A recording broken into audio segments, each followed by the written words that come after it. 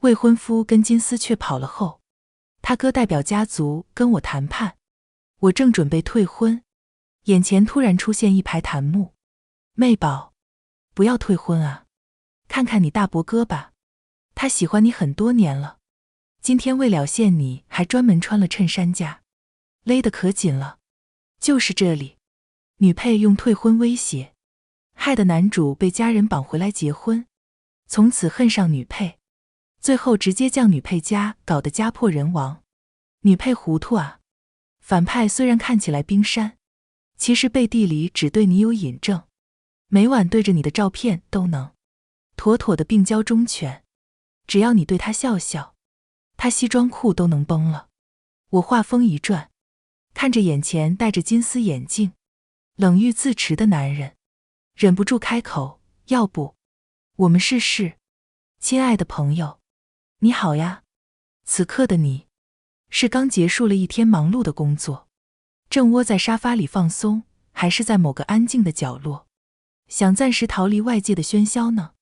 无论你身处何方，此刻请试着放慢呼吸，欢迎来到心灵小书馆。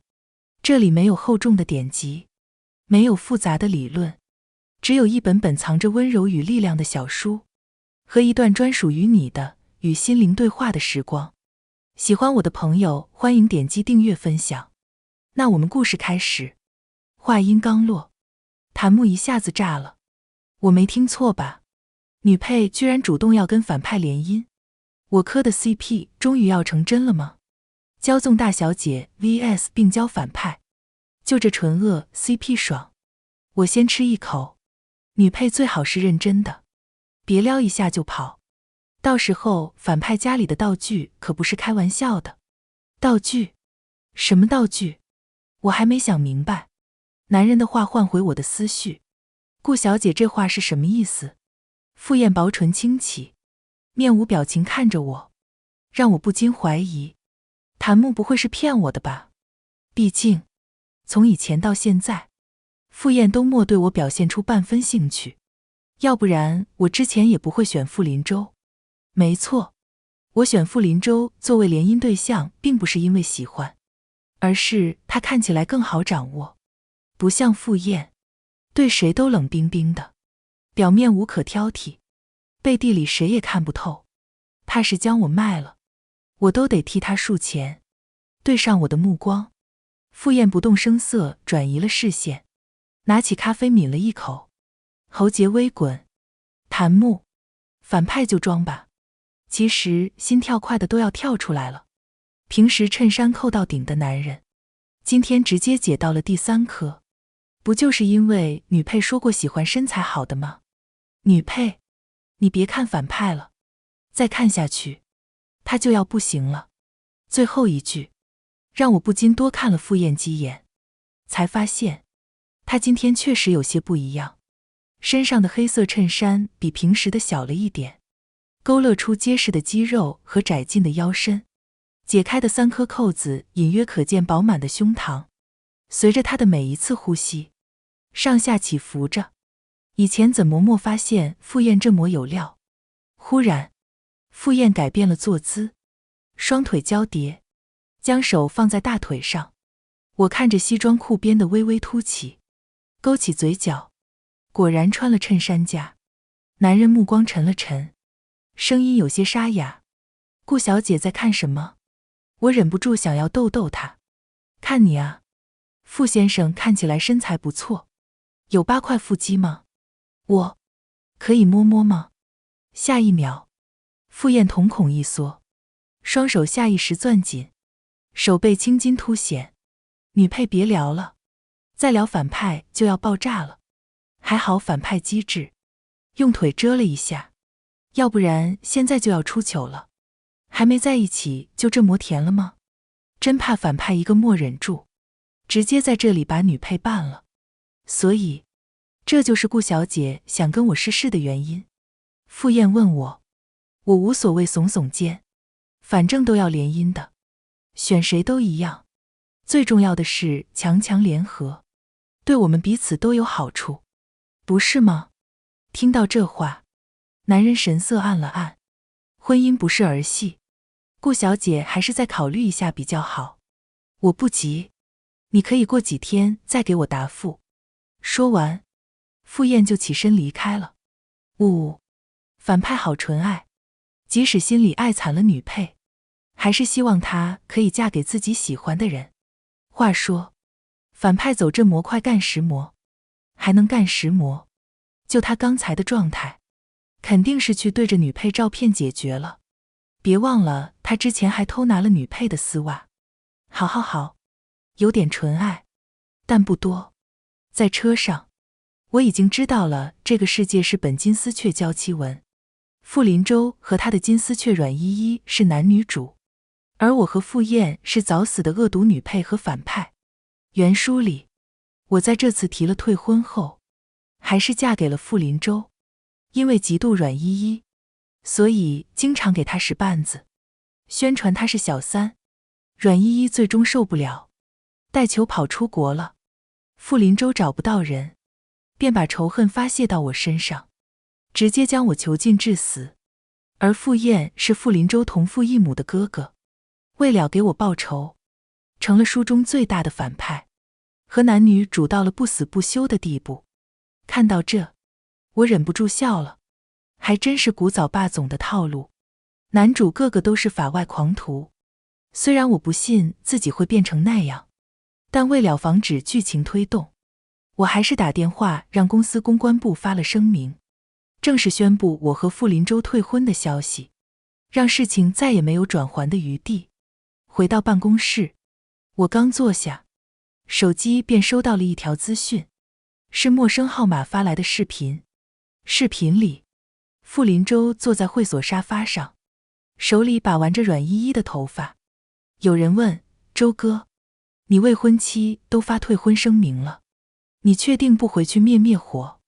傅林舟嗤笑了一声，语气带着笃定的嘲弄，你们还真信他会跟我退婚，逼我回去的把戏罢了。他之前那么急着做我的未婚妻，不就是因为喜欢我吗？现在这样，也就是想让我回去哄哄他。老子偏不回去，他后面肯定又会灰溜溜跑来求我娶她的。话音刚落，傅林舟的兄弟纷纷夸他，不愧是周哥，连顾家大小姐都成了你的舔狗了。阮依依却红了眼眶，都怪我，自己跑了出来，让顾希姐也学我这样。林舟哥，你回去吧，不要再来找我了，我们终究是不可能在一起的。说着，阮依依就想推开傅林舟，被他抱得更紧。有我在，你怕什么？他不过是东施效颦，我们多玩几天再回去，给他点教训，他以后就不敢欺负你了。说完，傅林舟便低头吻住了阮依依的唇，周围是其他兄弟的口哨声。视频戛然而止，我直接笑了，真不愧是男女主。我这边还在想着如何把退婚的影响降到最低，他们倒是自顾自演起来了，真是保胎针打多了，眼里除了爱情就没别的事。此时，檀木也在翻滚，只有我觉得男女主恶心吗？女主明知道男主有未婚妻，还一直跟男主在一起，不是小三是什么？我也觉得，感觉女主好绿茶，最烦娇妻女主了。拜托，不被爱的才是小三，男主真正爱的是女主，该退出的人是女配，你们能不能有点三观？而且这也不是女主愿意的，每次都是男主强取豪夺，女主没办法才从了他。说是强取豪夺，我也没见女主真的反抗啊，每次都是试探性推一推，就和男主滚床单了，不知道还以为是调情呢。觉得女主恶心加一，楼上支持女主的，希望你老公以后外遇，你也可以心甘情愿退出哦，毕竟到时候你也是不被爱的那一个。我没有理会檀木说的，只想着自己确实应该快点结婚了，免得再被剧情推着走。想到这，脑海里又浮现了傅燕的脸，这男人最后死在了我的墓碑上。我拿起电话打给秘书，半个小时内，我要傅燕的所有资料，半个小时后，我手里已经拿着厚厚一沓档，里面从傅燕的出生、上学，再到现在的工作行程表。这男人私生活简直干净到不行，身边几乎没有异性，连助理、管家都是男的。要不是看到谭木，我都要怀疑傅燕不喜欢女人了。反派真的很手难得，每天除了工作就是想女配，有反应了就自己解决，我都心疼他了。只可惜反派今晚就要被合作方下药了，为了保持理智，他只能把自己关在房间里，用刀一下下划自己的身体。一想到助理赶去救他时，反派只剩下半条命的样子，我就有些不敢看了。我翻荡的手一读，想起傅燕那张泰山崩于前也面不改色的脸，被下药的傅燕会是怎样的呢？有点好奇。就在这时，手机铃响了，是闺蜜苏瑶的电话。西西，听说你宣布退婚了，干得好。要我说，这种三心二意的渣男早就应该踹了。过几天姐再给你介绍几个更好的。苏瑶那边声音杂乱，一听就是在酒吧。我随意附和了几句。谭木已经说出了傅燕现在所在饭店的名字。我忽然问苏瑶，你知道怎么勾引男人吗？什么？苏瑶有些不敢相信自己的耳朵。她久经情场，平时男人都是半月抛，听到这话也有了兴趣。什么男人还需要我们顾大小姐亲自泡？我看了眼面前的资料，缓缓吐出3个字：闷、骚、难。苏瑶那边直接笑出声，这种男的就不需要说话，直接把人拐到床上，扒了衣服就完事了。相信我，表面越冷静的男人，在床上越狠。我就这样带着苏瑶给的建议，来到了饭店门口。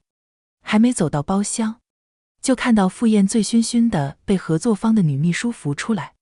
女人穿着深 V 衬衫，包臀短裙，一看就是有备而来的。傅燕皱着眉头将人推开，眼见女人又要缠上去，我立刻先一步扶住了傅燕。男人面色潮红，看到我，眉头一松，西西，是你吗？哟，早上还一口一个顾小姐，现在喝醉了直接叫西西了。反派果然是闷骚男，是我看错了吗？女配怎么来了？原剧情这里可没有女配的戏份，管他有没有，女配来了，我们反派有救了。女配，不要放过这个喝醉的反派，听你闺蜜的，扒了她的衣服，狠狠欺负她，我们爱看。我朝女秘书露出和善的笑容，我是傅燕女朋友，把她交给我就行了。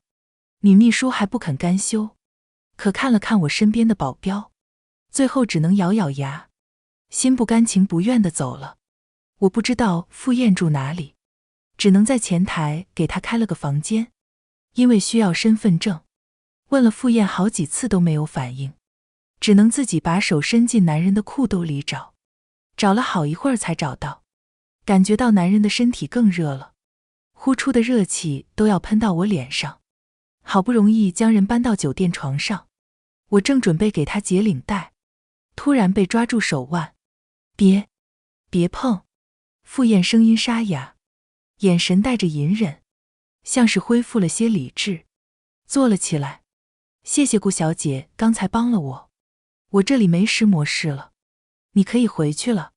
看着傅燕喘气的模样，仿佛理智的弦随时都会崩断，我忍不住勾了勾嘴角。从看到档的那一刻，我就决定要让傅燕成为我的未婚夫了。如果我想全身而退，刚才就会直接送她去医院，而不是来了酒店房间。想到这，我直接跨坐到傅燕腿上，感受到男人呼吸一致。傅燕一直这么忍着，不累吗？我的手摸上了男人不停滚动的喉结，傅燕瞳孔一缩，喉间忍不住溢出一声轻哼，嘴上依旧嘴硬。我不懂顾小姐说的是什么意思，请顾小姐不要。男人话还没说完，我直接勾住他的脖子吻了上去。在男人还没反应过来时，我的手从衬衫下摆探了进去，摸上了心心念念的腹肌，真的有8块。喜欢。就在我准备继续探索时，手一下子被傅燕抓住。男人没有将我的手拉开，而是紧紧按在他的腹肌上，喘着气。我凑近他耳边，丝袜、照片，能有我本人好吗？话音刚落，就感觉到傅燕身子猛地一颤，所有的伪装仿佛在这一刻都溃不成军了。下一秒，傅燕摘掉了金丝眼镜，温热的大手狠狠握住我的后颈，重重吻了上来，比我刚才吻得更深更凶，攻城略地，几乎要将我揉进身体里。等我气喘吁吁抬头时，发现男人眼里没有丝毫被我发现龌龊心思的羞愧，反而多了些再也不用伪装的欣喜。果然是病娇。西西，这次是你先招惹我的，等下就算你求饶，我也不会停了。檀木、土拨鼠尖叫。啊！没想到，女配和反派的第一次，居然是女配主动的。姐姐好哎，我好爱，好想被姐姐扇巴掌。谁懂自己磕的 CP 都长嘴的含金量，发展速度简直飞起。还没反应过来，已经上高速了。反派手上的青筋都要爆出来了。一想到等下女配会经历什么，我的泪水就忍不住从嘴角流出来。就这样继续，别停，我流量够，看个2小时不是问题。一阵天旋地转，傅燕将我压到身下，男人不知什么时候已经扯开了自己的衬衫，胸肌、腹肌、人鱼线一览无遗，看得我忍不住咽了咽口水。傅燕的唇从我的鼻尖、嘴唇、脖颈蜿蜒而下，我突然想到一件事，伸手推了推他，等一下，对上男人委屈急切的目光，我有些不好意思。我还没洗澡。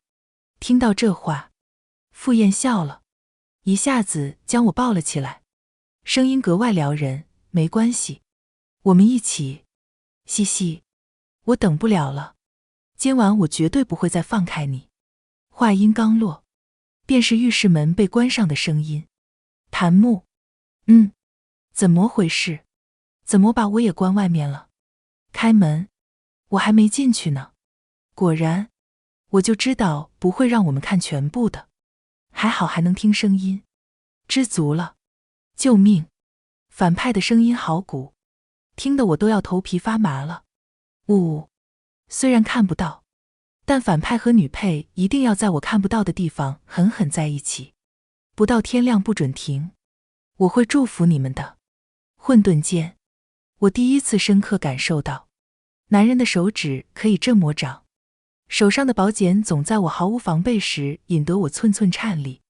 所幸，傅燕很有服务意识，就算再怎么急迫，也会优先考虑我的感受。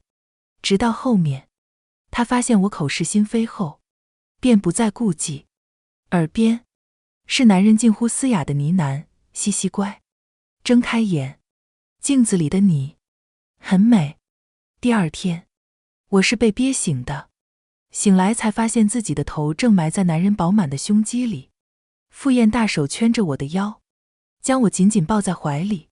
我昨晚已经被折腾得没有半点力气了，只能轻轻扭动身体，试图从傅燕怀里出来，可刚分开点距离，又被男人重新抱了回去。傅燕睁开双眼，有些迷茫地看着我，我气不过，在她胸肌上打了一巴掌。怎么？不认识我了？别告诉我你忘了昨天发生了什么。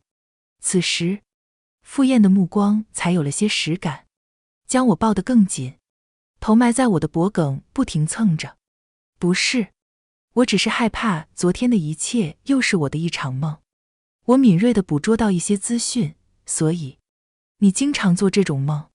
傅燕没有回答，只是耳朵又不自觉发红了，像充了血一样。真不明白，一个男人是怎么做到又纯又欲的？我顺势在男人肩膀狠狠咬了一口，故意道：疼不疼？现在知道自己不是在做梦了吧？原本以为至少会收获到他一个埋怨的眼神，没想到傅燕只是怜惜地啄了几下我的唇，西西咬得累不累？不累的话，另一边也想被你咬，多大力都没关系。就这样，我在傅燕另一边肩膀也咬了一口，比刚才更用力。男人紧紧抱着我，忍不住闷哼了一声。不是，我这是把他咬爽了。直到看到肩膀上的牙印，傅燕才露出满足的笑容。真好，我被西西标记了，以后我就只能是西西的人了。对上傅燕深情的目光，我心跳不由漏跳了一拍。我怀疑这男人在勾引我，但我没有证据。果然，默一会儿，男人又压了上来，在我耳边低语。我感觉我的药好像还没解完，西西，再帮帮我。我还没开口，就被男人再次吻住。毫无意外的，我们又续了一天房。第二天一早，我就跟傅燕说了想让他当我的未婚夫。男人毫不犹豫答应，扣衬衫的手一读，忍不住想要来抱我。我急忙后退一步，和他保持1米距离，要不然今天又出不去了。蓦人告诉我，开了荤的男人这么猛啊，因为我刚跟傅林舟取消婚约，为了公司的声誉，我决定过段时间再公布婚讯。傅燕虽然有些不情愿，但还是答应了。可等我回到办公室，就接到了老爸的电话，听说你要和傅燕结婚了。我直接当场实话，谭木一片哄笑，哈哈哈哈哈，反派是生怕女配反悔啊，马不停蹄告诉了身边所有人。反派表示，你说不能公布，又没说不能告诉身边人，这阅读理解。我给满分，女配不用担心。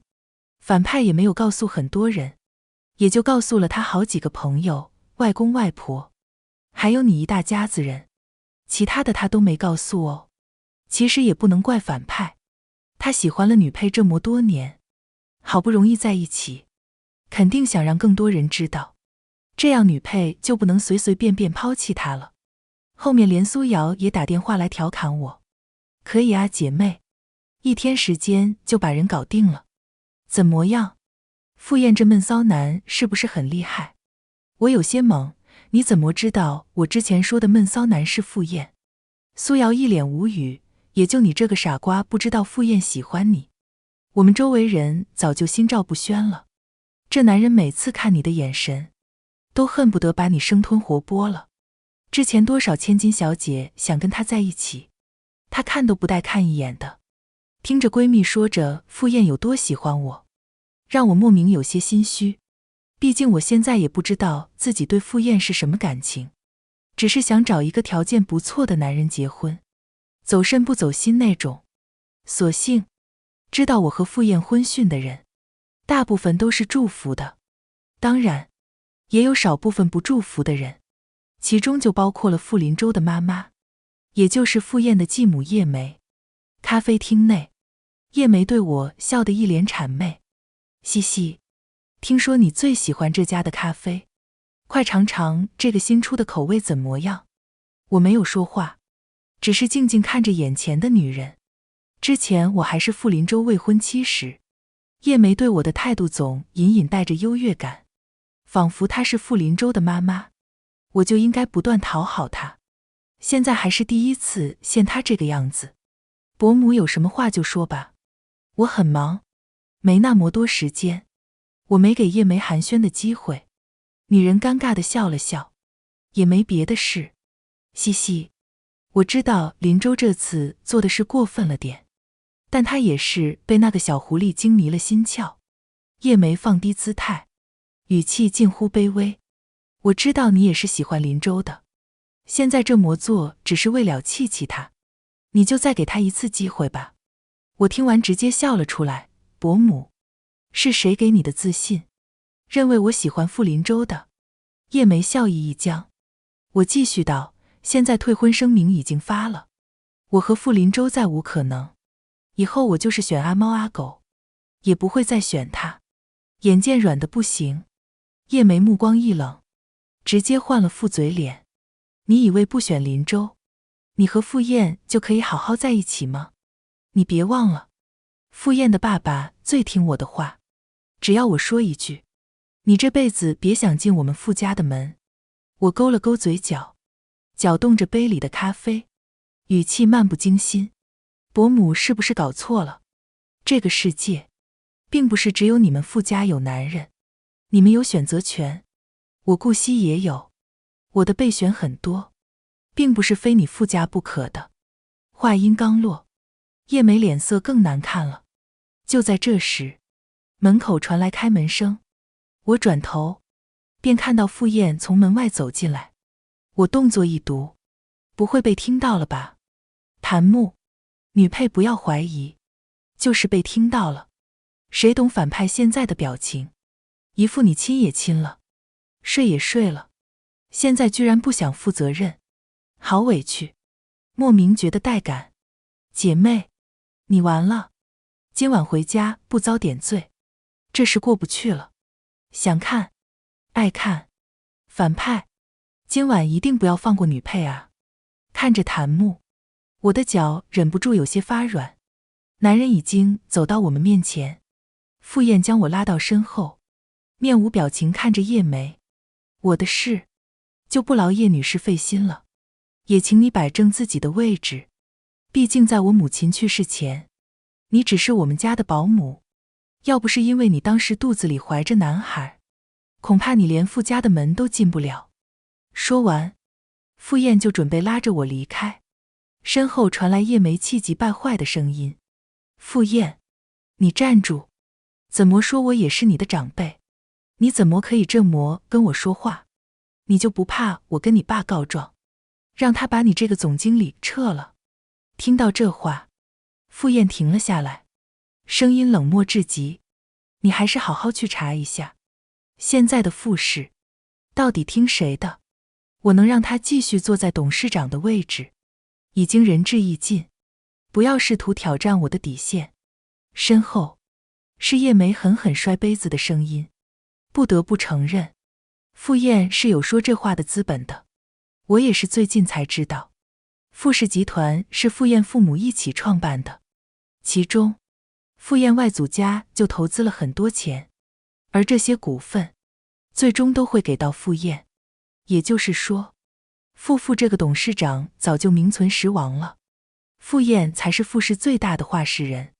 一路上，傅燕都没有跟我说话，安静开着车，只是偶尔看我的眼神里带着满满的委屈和哀怨，仿佛我是天底下最大的负心汉，让我都忍不住有些自责。我怎么能说那些话呢？真不是人。把我送到家后，傅燕坚持要送我到门口，等我开了门，正准备转身和他道别时，一个结实的怀抱突然将我抱住，砰的一声，门被傅燕关上。等我反应过来，男人已经将我抵在墙上，头深深埋在我的脖颈里。没一会儿，我就感觉到脖颈处传来一阵湿意。我有些不敢置信：傅燕，你是哭了吗？谭木，救命！家人们谁懂啊？男人的眼泪，女人的兴奋剂。头一次看到自己喜欢的角色流泪，我的第一反应不是心疼，而是兴奋的。女配，不要放过这个会哭的反派，一定要狠狠欺负他。死丫头，吃真好，什么时候让我演2集？傅燕哽咽的声音传进我耳朵。西西，能不能求你不要我？没有你，我会活不下去。傅燕的话让我莫名有些心疼，这家伙到底是有多喜欢我？我捧起男人的脸，发现傅燕早已眼尾通红，他似乎不在乎被我看到糗态，反而楚楚可怜看着我。西西讨厌我吗？我立刻摇头，当然不讨厌。话音刚落，傅燕便轻身吻住了我，舌尖试探，深眷缠绵。我知道，西西现在还没有很喜欢我，但能不能求你，再多给我一点时间，我一定会让你爱上我的。说着，男人含住我的耳垂，引得我身子阵阵轻颤。不是，我怎么感觉女配和反派拿错剧本了？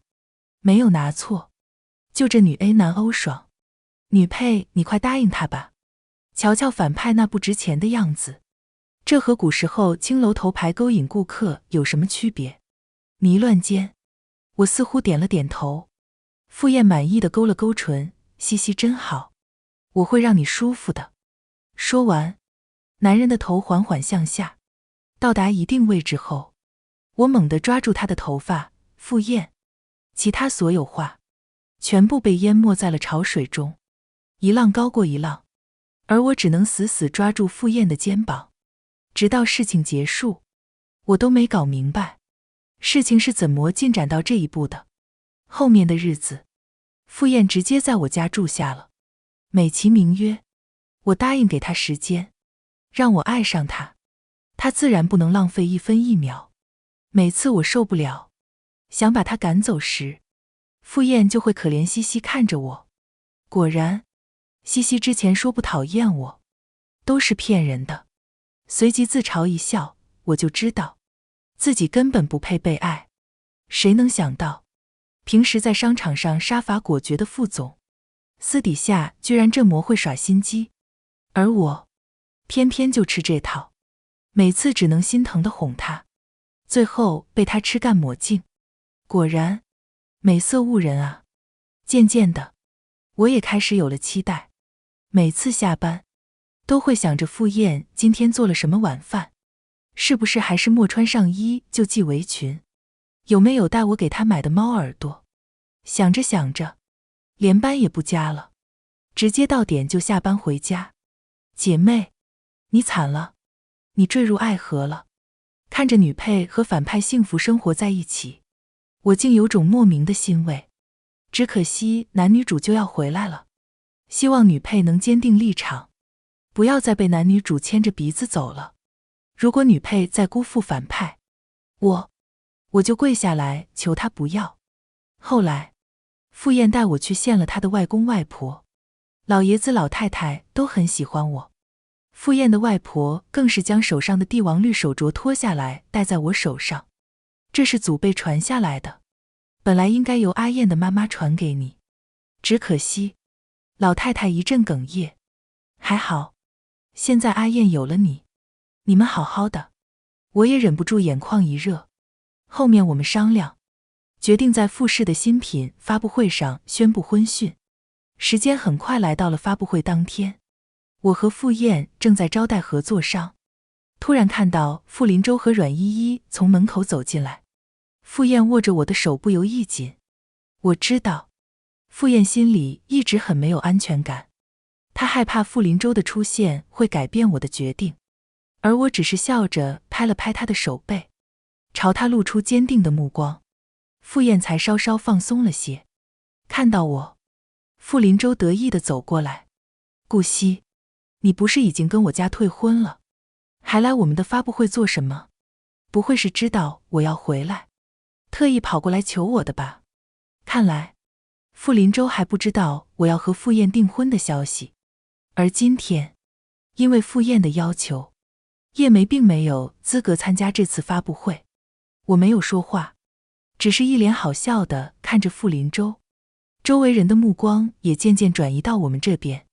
阮依依突然红着眼眶握住我的手，顾惜姐，对不起，我努力过了，可是还是没办法忘记林舟哥，你能成全我们吗？我向你保证，以后一定安分守己，不会打扰你们的。我直接无语，所以呢？你现在是准备继续做小三？随即将手抽出来，用纸巾擦了擦。还有，别叫我姐，如果我没记错，你比我还大1岁。阮依依眼眶更红了，你说什么呢？我和林舟哥只是好朋友。我点点头，一起滚床单的好朋友。阮依依还想说什么，被我打断。不过，你们现在什么关系已经与我无关了。你想做小三还是小四，也不必跟我说这些裹小脑的言论，你还是跟傅林舟未来的妻子去说吧。周围人听到这话，都小声笑了起来，特别是那些傅太太，都是千年的狐狸，谁还能看不出她的把戏？阮依依直接扑到傅林舟怀里哭：“林舟哥，我不是那个意思。”傅林舟眉头紧蹙：“顾惜，你有必要把话说得这么难听吗？我知道，依依没有家世，没有背景，你们都看不起她，但她有我，我命令你现在就跟她道歉，要不然我永远都不会再看你一眼。”啪的一声，傅林舟话音刚落，我直接打了他一巴掌。怎么？是我忘了打你了？这么急着来找打？你算什么东西？有什么资格在我面前说这种话？谭木，男主说谢谢了吗？打得好，女配能不能也给女主一巴掌？我早就看这对颠公颠婆不爽了，真以为自己是世界中心，谁都得围着他们转。姐姐好棒，我也想被姐姐打。傅林舟气不过，正准备扬手，被傅燕一把抓住。傅林舟对这个哥哥还是有些害怕的，语气不由虚了下来：“哥，这是我跟我未婚妻的事，你别管。”傅燕语气冷漠：“现在是我的未婚妻了。”什么？傅林舟以为自己听错了。此时，主持人走过来，表示时间到了，可以上台宣布订婚的消息。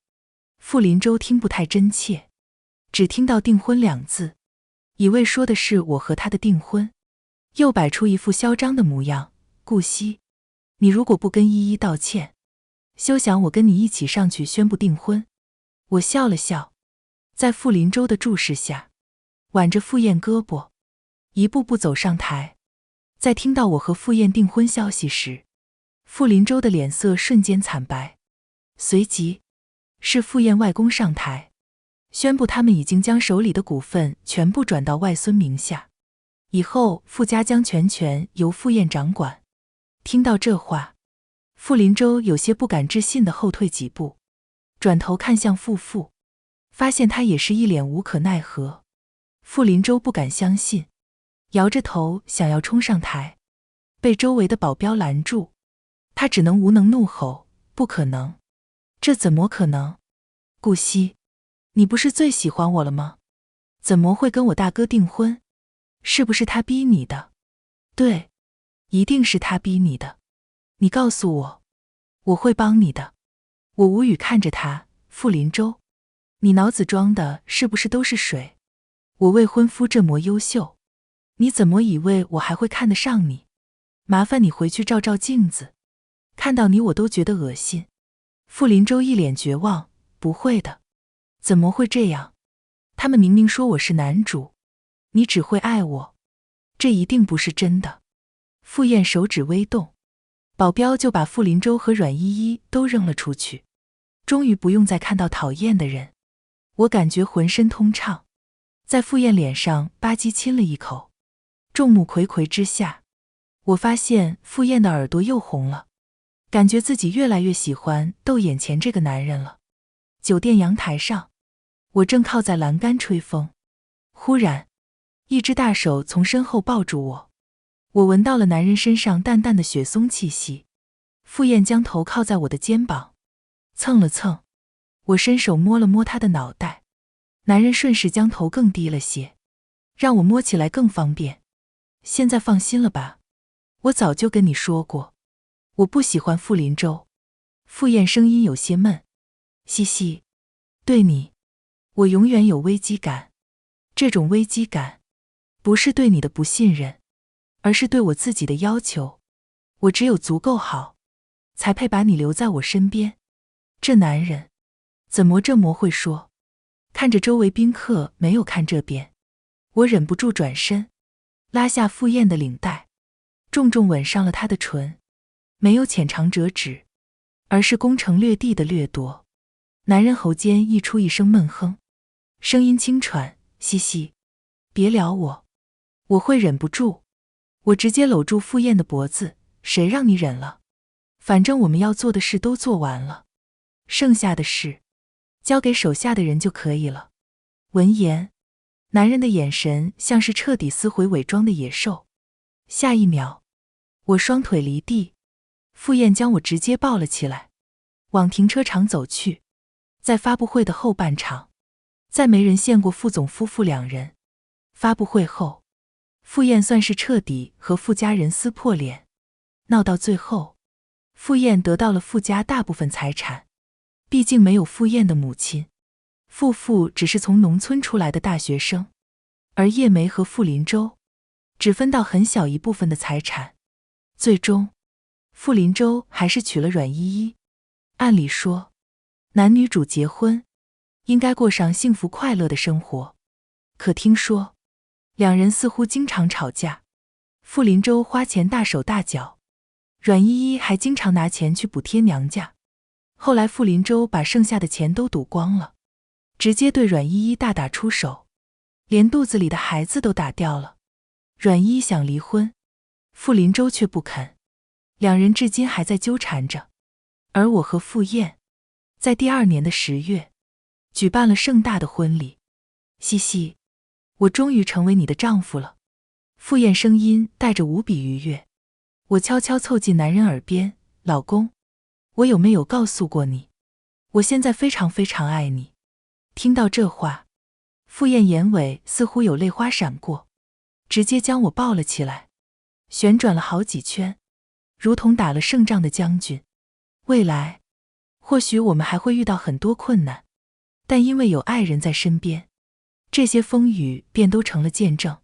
今天的心灵小书馆到这里就要和大家说再见了，记得把这份温暖也分享给身边需要的人。喜欢我的朋友欢迎点击订阅分享，让更多人能在文字里找到慰藉。下一期心灵小书馆，我们会带着新的温暖文字与你相遇，不见不散呀，亲爱的朋友。